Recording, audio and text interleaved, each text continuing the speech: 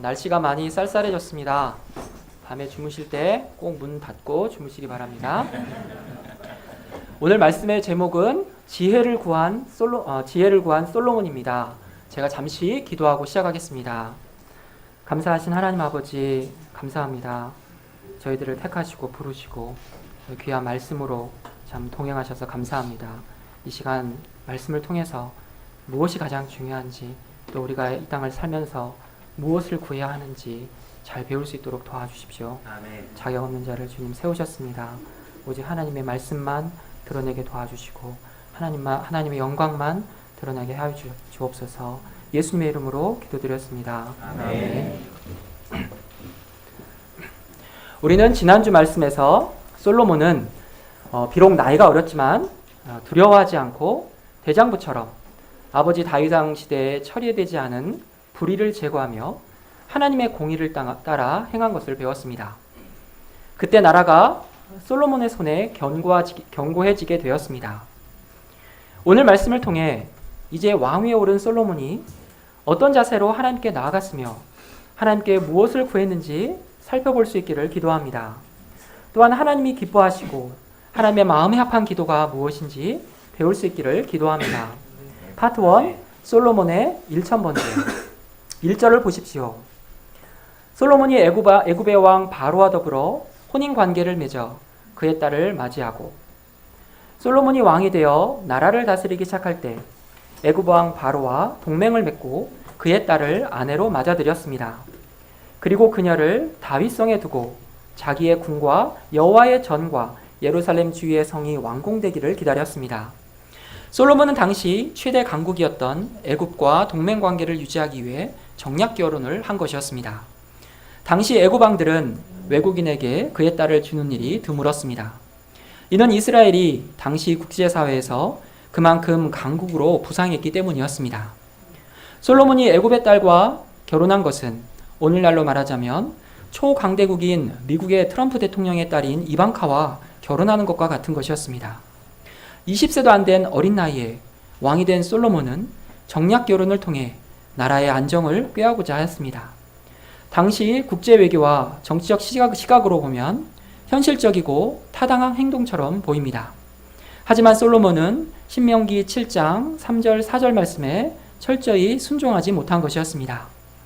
또 그들과 혼인하지도 말지니 내 딸을 그들의 아들에게 주지 말 것이요 그들의 딸도 내 며느리로 삼지 말 것은 그가 내 아들을 유혹하여 그가 여호와를 떠나고 다른 신들을 섬기게 하므로 여호와께서 너희에게 진노하사 갑자기 너희를 멸하실 것임이니라. 솔로몬은 왕으로서 국가 발전을 도모한다는 대의 명분 아래 이 말씀을 가볍게 여겼습니다. 그는 자신의 힘으로 이방 여인 하나쯤은 통제할 수 있다고 생각했는지 모릅니다. 그러나 이는 큰 오산이었습니다. 솔로몬이 젊고 영적으로 힘이 있을 때는 문제가 되지 않았지만 나중에 솔로몬이 나이가 들고 연약해졌을 때 이방 여인들은 솔로몬의 마음을 하나님에게서 돌이켜 놓았습니다. 그는 요압과 시므이 같은 외부의 인본주의자와 기회주의자들을 제거했을지는 몰라도 내부의 인본주의는 제거하지 못했습니다. 하나님도 의지하고 세상도 의지하는 혼합주의는 항상 하나님 나라의 원수가 됩니다. 3절부터 4절까지 솔로몬의 하나님께 대한 자세가 잘 나타나 있습니다.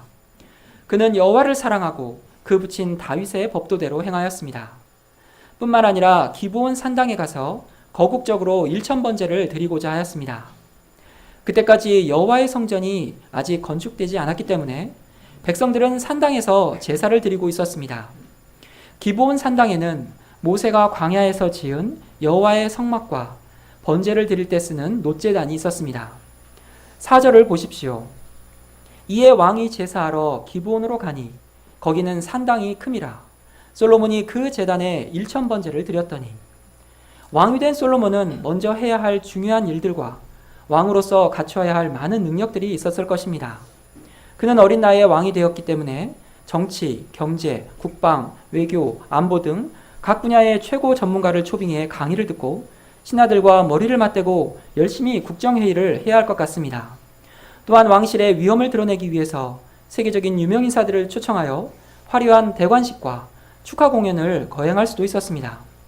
그런데 솔로몬은 놀랍게도 하나님께 나아가 번제를 드리고자 하였습니다. 그것도 1000번제를 드리고자 하였습니다. 번제란 하나님께 제물을 전부 태워드리는 형식의 제사입니다. 제물로는 보통 흠없는 순양이나 염소, 가난한 자들에게는 비둘기가 사용되었습니다. 제물을 드리는 자는 짐승의 머리에 손을 얹고 안수한 후 성소 입구 제단 북쪽에서 짐승을 잡아 각을 뜨고 내장과 다리를 씻으며 피를 제단 사면에 뿌리고 제물 전부를 제단 위에 불살라 드렸습니다. 제물의 머리에 안수하는 것은 그 제물과 자신을 일치시키는 것이며 제물을 태우는 것은 곧 자기 자신을 태워 하나님께 드리는 의식입니다. 레위기 1장 4절에 보면 그는 번제물의 머리에 안수할지니 그를 위하여 기쁘게 받으심이 되어 그를 위하여 속죄가 될 것이라 말하고 있습니다.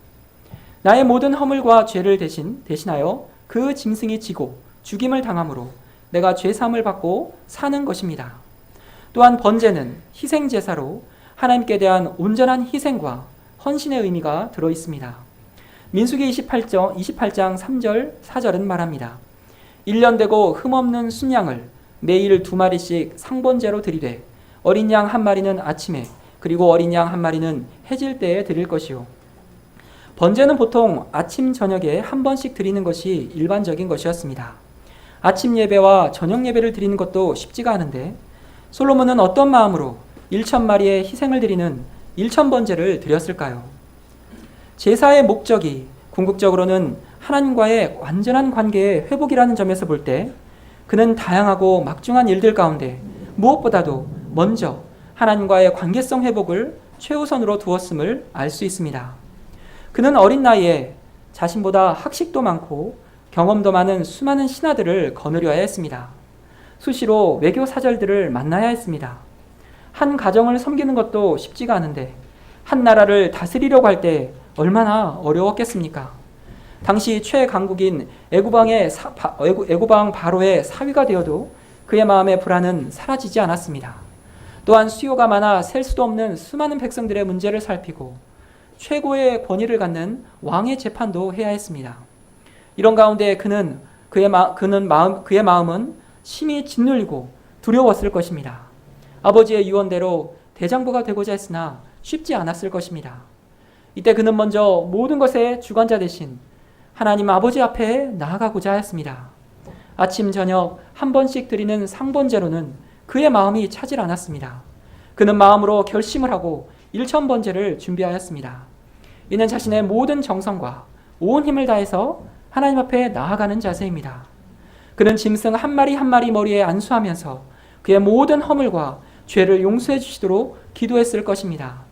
티끌과도 같이 작은 죄, 그가 알면서도 지은 죄, 심지어 자신이 알지도 못하고 지은 죄라 할지라도 모두 남김없이 고백함으로 그의 내면이 눈과 같이 희어지길 바랬을 것입니다. 이때 하나님은 솔로몬이 들고 나아가는 1000마리의 희생 제물이 아니라 그 제물을 들고 나아가는 마음을 받으신 것입니다. 시편 50편에서 하나님이 말씀하십니다. 이는 산림의 짐승들과 무스산의 가축이 다 내 것이며 산의 모든 새들도 내가 아는 것이며 들의 짐승도 내 것이미로다.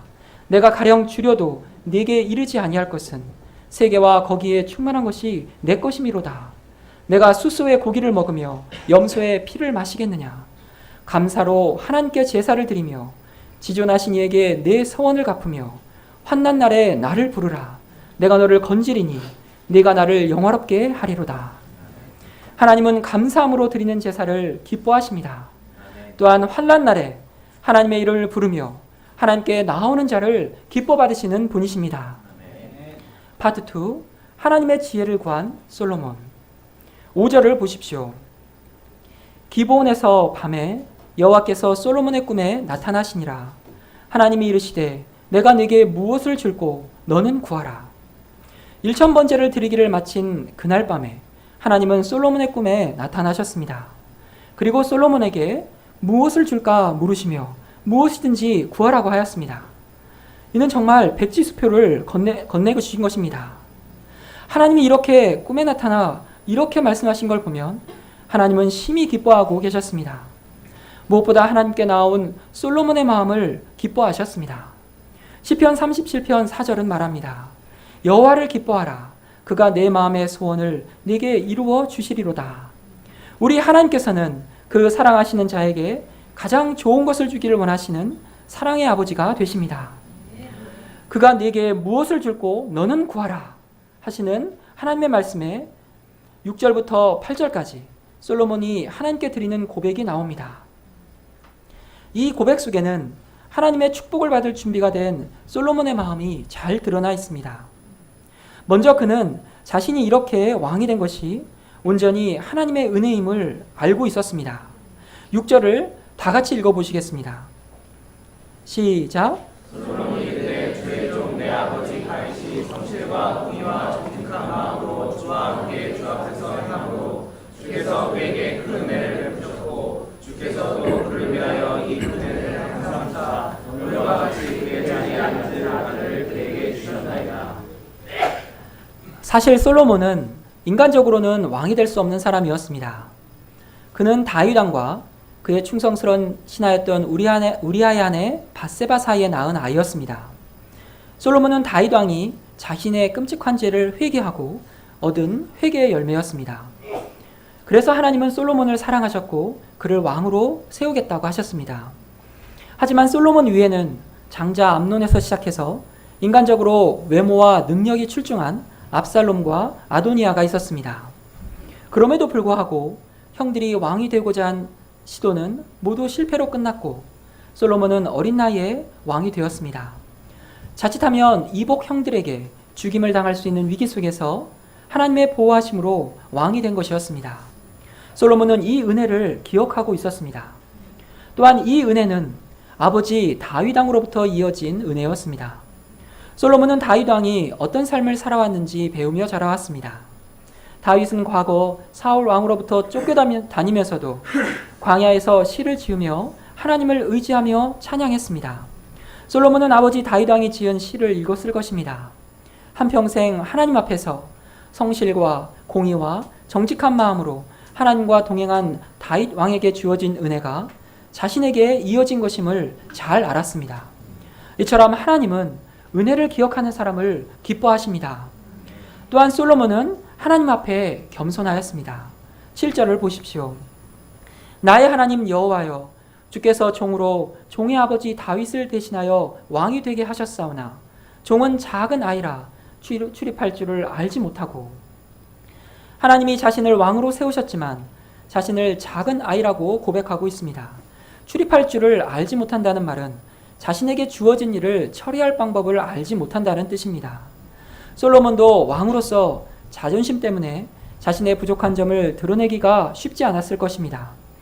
하지만 자신은 너무 어리기 때문에 하나님의 도우심이 없이는 이 직분을 감당할 수 없는 자임을 솔직히 고백하였습니다.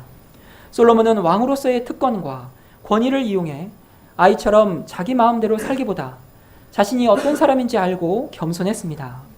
하나님은 교만한 자를 물리치시고 겸손한 자에게 은혜를 베푸십니다. 8절과 9절 상반절을 보십시오. 주께서 택하신 백성 가운데 있나이다. 그들은 큰 백성이라 수요가 많아서 셀 수도 없고 기록할 수도 없사오니 누가 주의 이 많은 백성을 재판할 수 있사오리이까. 솔로몬은 자신이 왕으로서 다스려야 할 이스라엘 백성들을 하나님이 택하신 백성이라고 했습니다. 하나님이 택하신 백성을 자기에게 맡기신 것이었습니다. 솔로몬은 백성들을 하나님의 백성으로 보고 그들을 올바르게 인도해야 한다는 강한 책임감과 백성에 대한 목자의 심정이 있었습니다. 하나님이 맡기신 백성을 다스리기 위해 왕으로서 무엇이 가장 먼저 필요한지 생각해 볼 수 있습니다. 미국의 트럼프처럼 자국의 이익을 위해서라면 막말도 서슴지 않는 깡도 있어야 할 것 같고, 중국처럼 누구도 함부로 할 수 없는 경제력도 필요합니다. 강력한 카리스마와 리더십으로 나라를 하나로 통합시킬 수 있는 능력도 필요합니다. UN 총회에서 한 나라의 대표로 연설도 잘해야 하고 딱딱한 분위기를 전환하는 유머 감각도 있어야 할 것 같습니다. 다양한 이해관계에 얽혀 있어도 분명한 목표를 정하고 추진해 나가는 결단력과 용기도 필요합니다. 이러한 것들은 왕이 나라를 이끌어 나가고자 할 때 실제적으로 필요한 것들입니다. 하지만 솔로몬은 그것들을 구하지 않았습니다. 자신이 왕으로서 그들을 다스리고자 할 때 가장 절박한 문제는 누가 이 많은 백성을 재판할 수 있느냐였습니다. 이 문제 앞에서 솔로몬은 하나님께 간절히 구했습니다. 9절 말씀을 다 같이 읽어보시겠습니다. 시작. 누가 주의 이 많은 백성을 재판할 수 있사오리이까. 그 마음을 종에게 주사 주의 백성을 재판하여 선악을 분별하게 하옵소서. 여기서 듣는 마음은 영어로 하면 discerning heart로서 분별하는 마음입니다. 그것은 본질을 알고 이해하는 마음이요, 옳고 그름을 분별하는 지혜입니다. 솔로몬이 이 듣는 마음을 구한 목적은 하나님의 백성을 재판하여 선악을 분별하기 위함이었습니다. 당시 솔로몬도 선악의 분별이 결코 쉽지 않음을 알았습니다. 왜냐하면 세상에는 선과 악을 판단하는 기준이 너무나 많기 때문입니다. 여러 주변국의 왕들에게는 그들 자신이 선과 악의 판단 기준이 되었습니다. 자신들의 판단이 선이고 그에 반하는 것은 모두 악이었습니다. 또한 대부분의 이방 나라들은 우상을 섬겼는데 그들에게는 그것이 선이었습니다. 그러나 하나님의 율법에 의하면 그것은 가장 큰 악이었습니다. 이스라엘 백성들 사이에서도 선악의 기준이 수없이 많아졌습니다. 본래 그들에게는 율법이 있었고 율법대로 행하는 것이 선이었습니다. 그러나 그들이 이방 여러 풍속들을 받아들이면서 그 절대적인 기준이 없어져 버렸습니다. 사사기에 보면 각각 그 소견에 옳은 대로 행하였더라는 말씀이 나옵니다. 이는 이스라엘 백성들이 각자 나름대로 선악의 기준을 가지고 있었음을 보여줍니다. 그들은 자신들의 판단 기준에 따라 그 소견에 옳은 대로 행하였습니다. 자기 소견에 옳은 것이 선이고 그렇지 않은 것은 악이었습니다. 오늘날 세상에도 수많은 가치관과 사상과 철학이 있습니다. 자신이 가진 옳고 그름의 기준에 따라 인생의 목적과 의미는 무엇인가, 행복이란 무엇인가에 대해 수많은 사람들의 생각과 기준이 있습니다. 사람들의 옳고 그름의 가치관도 점점 다양하고 혼란스러워졌습니다. 동성애 찬반 논란, 혼전 동거 문제, 연애와 낙태 문제, 이혼, 결혼 문제, 사랑이라는 이름으로 행해지는 불륜들, 페미니즘, 여성 평등, 성차별, 여성 혐오, 남성 혐오 등등 온갖 세상의 문제들이 뉴스에 나오고 있습니다. 예전에는 도덕적으로 문제되었던 일들이 지금은 아무 거리낌 없이 행해지는 사회가 되었습니다. 이런 문제에 관심을 가지고 열심히 문자를 보내며 찬반을 주장하는 사람들이 있고, 세상에 절대적으로 옳고 그른 것은 없다며 모든 것을 인정하며 살아가는 사람들도 있습니다. 사람들은 절대적인 규범을 부인하고 모든 것을 상대적으로 생각합니다. 상대주의는 절대적인 선악의 기준이 없기 때문에 모든 것이 선이 될 수 있습니다. 이 때문에 죄의 개념도 사라지게 됩니다. 하나님께서 주신 인간의 양심도 타락하여 절대적인 기준이 되지 못합니다. 처음에 죄를 지을 때는 양심의 가책을 받아 죽을 것 같이 생각되다가도 반복해서 죄를 짓다 보면 양심이 마비되어 죄를 죄로 느끼지 못하게 됩니다. 동성 연애자들은 동성애를 제3의 사랑이라고 외치며 자신들의 권리를 주장합니다. 옛날에는 내가 동성 연애자라면 말을 꺼내는 것조차 부끄러워했습니다. 그러나 동성애자 축제도 생기고 TV에서는 동성연애에 대한 프로그램도 많아지면서 삶의 다양성을 인정하는 넓은 마음을 가져야 한다고 주장하고 있습니다. 사람들은 진리를 알지 못하므로 그것이 왜 잘못되었는가 분명하게 말하지 못하고 그럴 수도 있겠지 생각합니다. 선악의 절대적인 기준이 없는 사회에서는 사람들은 악한 것을 선하다 하고 선한 것을 악하다 합니다. 참으로 이 시대를 살다 보면 무엇이 옳은 것인지, 무엇을 위해 살아야 하는지 알기가 어렵습니다. 이런 시대에 솔로몬의 기도가 절실히 필요합니다.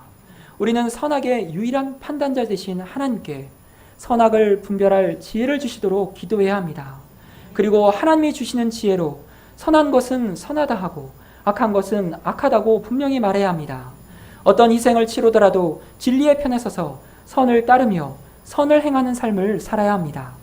그리고 죄 가운데 방황하는 자들에게 절대적인 진리의 말씀을 가르치고 죄를 깨닫고 회개하고 구원을 얻고 새 인생을 살도록 도와주어야 합니다.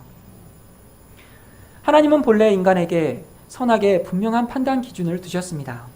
여호와 하나님이 그 사람에게 명하여 가라사대 동산 각종 나무의 실과는 내가 임의로 먹되 선악을 알게 하는 나무의 실과는 먹지 말라.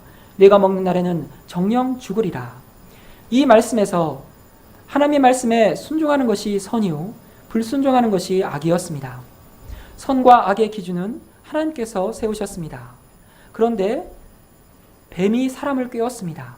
뱀이 여자에게 이르되 너희가 결코 죽지 아니하리라. 너희가 그것을 먹는 날에는 너희 눈이 밝아 하나님같이 되어 선악을 알 줄을 하나님이 아심이니라.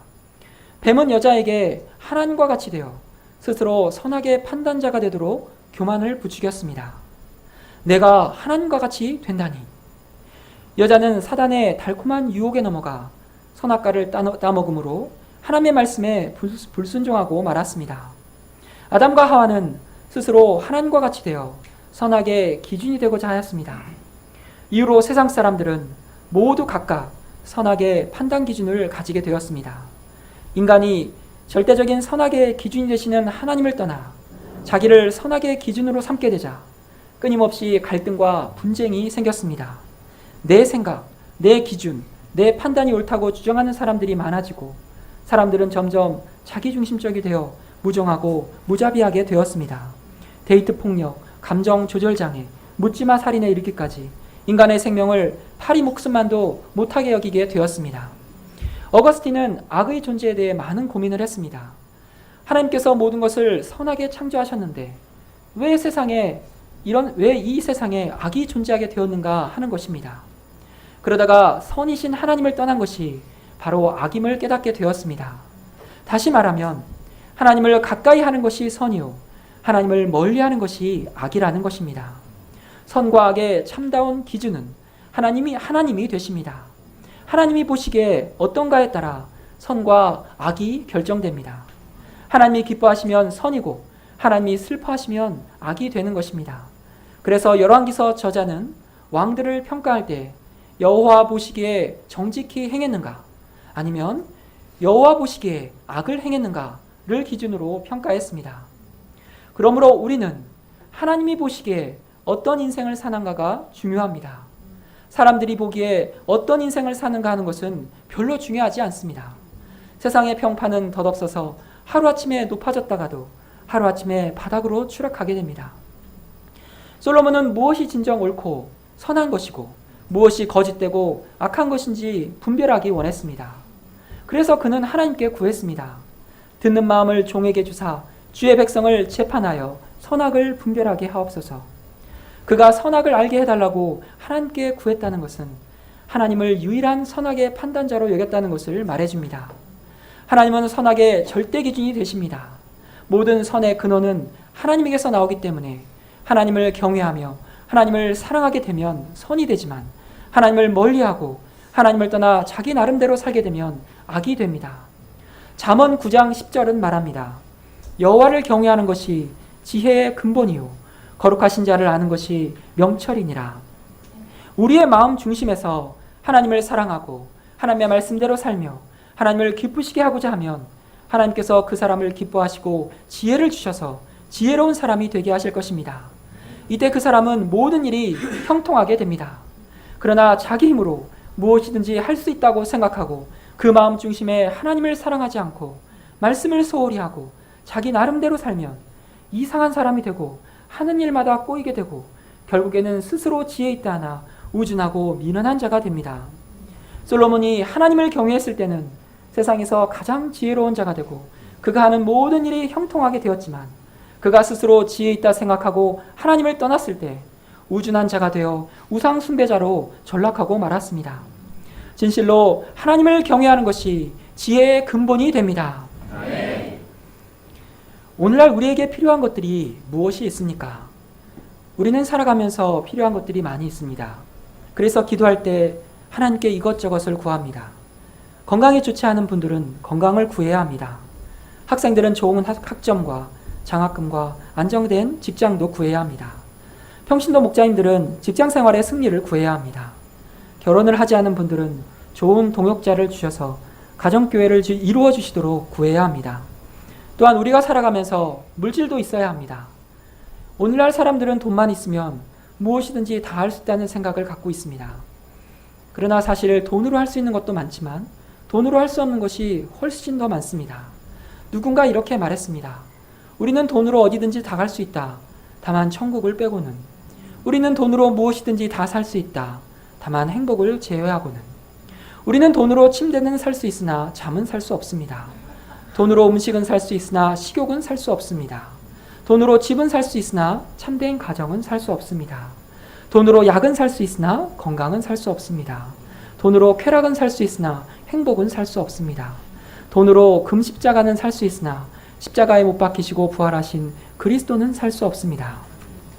그러면 하나님의 자녀로서 우리가 정말 구해야 할 것이 무엇입니까? 우리가 하나님의 자녀로서 정말 구해야 할 것은 목자로서, 가장으로서, 혹은 하나님의 종으로서 선악을 분별하는 지혜를 구해야 합니다. 이 지혜는 가치관이 혼돈된 이 시대를 이기고 양들의 생명을 구하기 위해 필요한 것입니다. 하나님께서는 우리를 택하셔서 캠퍼스 양무리들을 먹이는 목자의 삶을 살게 하셨습니다. 세상에서 힘든 일이 많이 있지만 사람을 돕는 일처럼 힘든 일은 없습니다. 참으로 사람을 돕는 데는 영적 지혜가 필요합니다. 말을 해야 할 때가 있고 묵묵히 기다려줘야 할 때가 있습니다. 은혜로 감당해줘야 할 때가 있고 책망해야 할 때가 있습니다. 신방을 가야 할 때가 있고 먼저 기도해야 할 때가 있습니다. 양들의 형편과 사정을 알고 경우에 합당한 말을 하면 양을 살아나게 하지만 자칫하면 양을 실족하게 하는 미련한 말을 할 수도 있습니다. 사람을 옳은 길로 인도하는 일은 사람의 지혜로는 할 수 없는 일입니다. 그러므로 우리는 양들을 돕기 위해서 날마다 하나님의 지혜를 구해야 합니다. 우리가 이 지혜를 어떻게 얻을 수 있습니까? 이 지혜는 하나님을 경외할 때 얻을 수 있습니다. 구체적으로 하나님의 말씀을 지킬 때 얻을 수 있습니다. 시편 119편 98절부터 100절까지 말씀입니다. 주의 계명들이 항상 나와 함께하므로 그것들이 나를 원수보다 지혜롭게 하나이다. 내가 주의 증거들을 늘 읊조림으로 나의 명철함이 나의 모든 승승보다 나으며 주의 법도들을 지킴으로 나의 명철함이 노인보다 나으니이다. 우리가 하나님의 말씀을 날마다 가까이 하고 말씀에 순종할 수 있기를 기도합니다. 10절을 보십시오. 솔로몬이 이것을 구하매 그 말씀이 주의 마음에 든지라. 결국 솔로몬이 구한 것은 하나님의 지혜였습니다.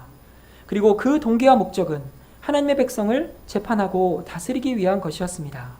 자신의 나라가 아니라 먼저 하나님의 나라를 구한 솔로몬의 기도가 하나님의 뜻과 일치하였습니다. 하나님께서는 하나님의 뜻대로 한 기도는 100% 다 들어주십니다. 요한일서 5장 14절은 말합니다. 그를 향하여 우리의 가진 바 담대한 것이 이것이니 그의 뜻대로 무엇을 구하면 들으심이라. 고아의 아버지 조지 뮬러는 그의 생애 가운데 5만 번의 기도 응답을 받았습니다. 그는 하나님이 응답하시는 기도라는 소책자에서 하나님은 그 마음에 아무런 인간적인 사심이 없는 순수한 기도를 잘 들어주신다고 하였습니다. 우리의 마음에 조금이라도 이기적인 마음을 품고 기도하면 하나님께서는 불꽃 같은 눈으로 우리의 속마음을 환히 꿰뚫어 보시기 때문에 우리의 유익을 위해서 응답해 주시지 않습니다. 만일 어린아이가 어머니에게 칼을 달라고 하면 칼을 주는 어머니는 없을 것입니다. 하나님은 솔로몬에게 그 누구와도 비교할 수 없는 지혜롭고 총명한 마음을 주셨을 뿐만 아니라 그가 구하지 않은 것까지 모두 허락하셔서 누구와도 견줄 수 없는 부귀와 영광도 주시겠다고 약속하셨습니다.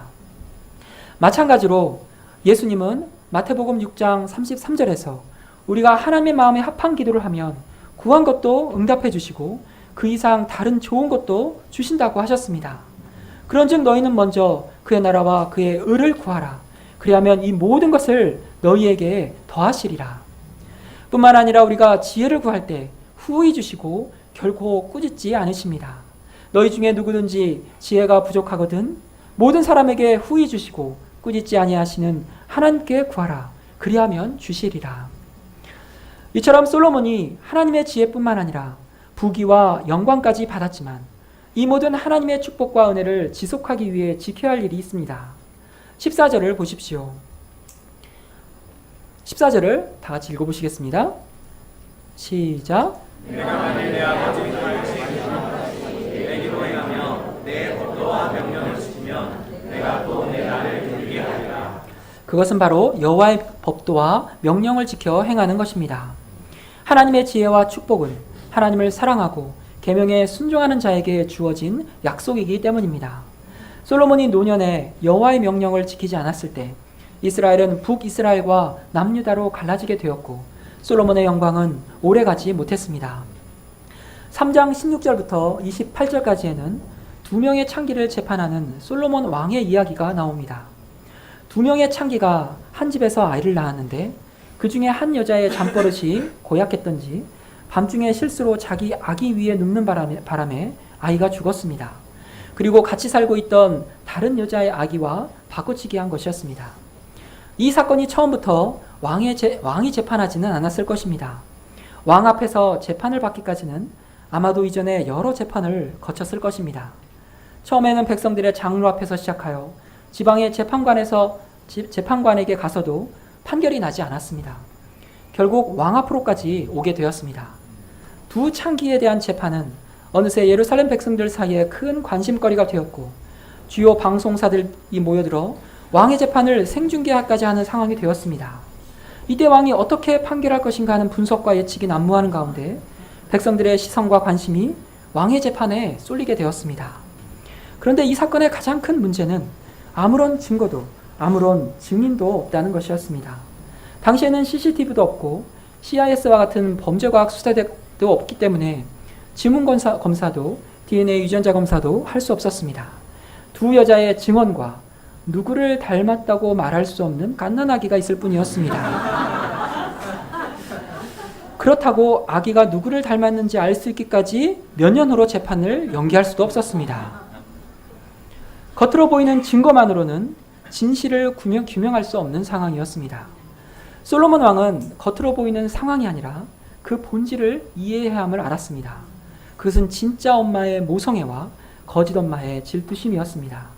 솔로몬 왕은 이 숨겨진 본질을 밖으로 드러내기 위해 칼을 가지고 오도록 했습니다. 그리고 아이를 반으로 나누어 그 여인에게 나눠주도록 했습니다. 끔찍한 판결이었습니다. 하지만 이때 한 여인의 모성애가 밖으로 드러났고 다른 여인의 질투심이 드러났습니다. 솔로몬 왕은 어미의 애끓는 정으로 아이를 죽이지 말고 다른 여자에게 주라고 한 그 여자가 진짜 어미임을 드러내었습니다. 솔로몬의 지혜로운 재판의 결과가 어떠합니까? 28절을 보십시오. 온 이스라엘이 왕이 심리하여 판결함을 듣고 왕을 두려워하였으니 이는 하나님의 지혜가 그의 속에 있어 판결함을 봄이더라. 이 사건을 통해 하나님의 지혜로 판결한 솔로몬 왕은 자신도 모르게 엄청난 왕의 권위를 갖게 되었습니다. 동시에 백성들은 자신들의 왕이 하나님의 지혜를 가진 것을 알게 되자 거룩한 두려움이 생기게 되었습니다.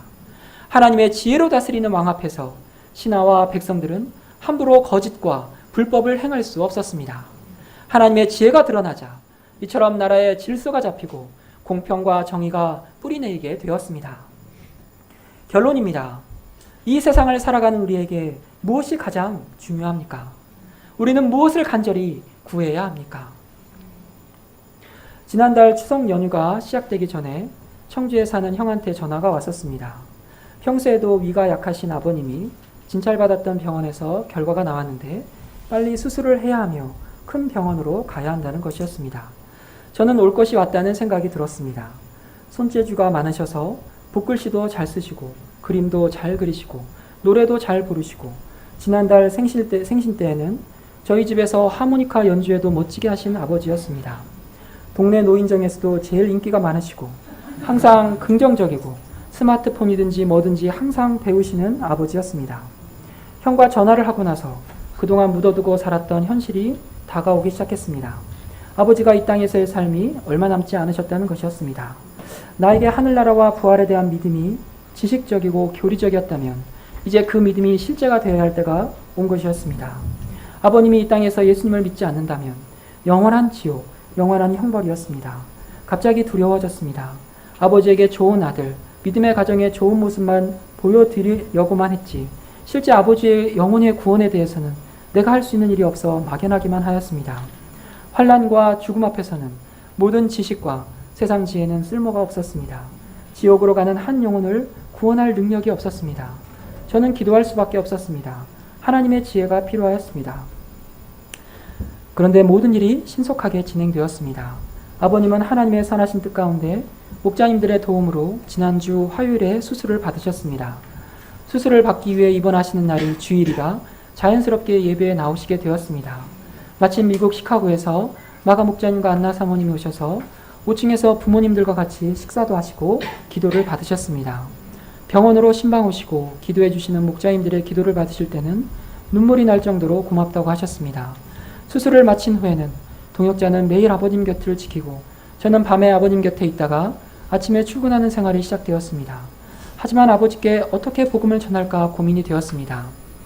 아버지, 제가 성경 읽어드릴 테니까 들으실래요? 어줍지 않은 제안이었는데 아버지는 지금 보고 있는 드라마 9시에 끝나니까 그때 하자는 말로 승낙하셨습니다. 그렇게 해서 하루에 한 장씩 창세기 말씀을 읽고 1대1을 하게 되었습니다. 저는 이번 아버님의 고난 가운데 선악을 분별하는 하나님의 지혜를 곁에서 지켜볼 수 있었습니다. 이 땅에서 하나님을 만나 영원히 구원받는 것이 선이요, 하나님을 몰라 영원한 형벌로 가는 것이 악이었습니다. 지금까지 제 인생에 무엇이 중요했고 무엇을 추구하며 살아왔는지 돌아보게 되었습니다. 제가 신앙생활을 하면서도 자기 세계 속에 갇혀서 세상의 인정과 영광을 구하며 악을 행한 자임을 고백하고 회개합니다. 제가 날마다 하나님의 말씀을 가까이 하고 선악을 분별하여 하나님이 맡겨주신 영혼들을 하나님의 지혜로 섬기는 삶을 살 수 있기를 간절히 기도합니다. 이제 태풍도 지나고 본격적인 가을로 접어들었습니다. 제자 수행에도 얼마 남지 않았습니다. 제자 수행회를 준비하며 한 분 한 분이 악한 시대 가운데 선악을 분별하는 하나님의 지혜를 구할 수 있기를 간절히 기도합니다. 제가 잠시 기도하고 마치겠습니다. 감사하신 하나님 아버지, 오늘 말씀 주셔서 감사합니다. 저희들이 가치관이 혼란스럽고 무엇이 옳고 그른지 모르는 이 시대, 많은 사람들이 하나님을 몰라 지옥으로 가고 있는 이 시대 가운데 하나님의 지혜를 알게 하시고 우리를 구원하실 뿐만 아니라 이 하나님의 지혜로 생명을 살리는 귀한 직분으로 불러주셔서 감사합니다. 저희들이 솔로몬과 같이 하나님께 간절한 심령을 가지고 나아가게 도와주시고 선악을 분별하는 하나님의 지혜를 구할 수 있도록 도와주십시오. 감사하며 예수님의 이름으로 기도드렸습니다. 아멘.